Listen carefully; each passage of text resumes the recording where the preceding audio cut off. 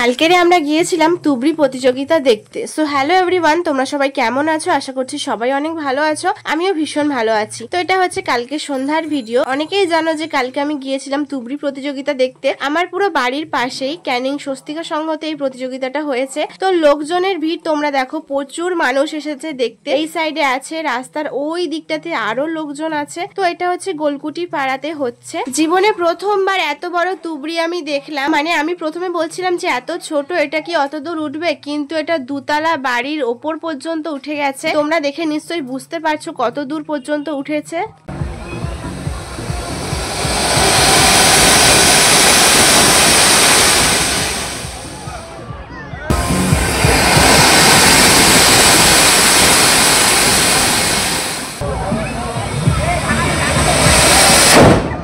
আর হ্যাঁ, এই তুবড়িগুলো যে তোমরা দেখছো, এগুলো কিন্তু যারা কম্পিটিশনে নাম দিয়েছে তারা সবাই এখানে এসে বানিয়ে সেই তুবড়িগুলোই কিন্তু কম্পিটিশনে নামিয়েছে। আর এই তুবড়িগুলোতে মশলা কম বেশি হওয়ার জন্য কিছু সময় ফেটে যায়। আর যারা যারা কম্পিটিশনে নাম দিয়েছে তাদের 3টে করে তুবড়ি ধরাতে হয়। আর যার তুবড়ির উচ্চতা সব থেকে বেশি হবে সেই কিন্তু ফার্স্ট প্রাইজ পাবে।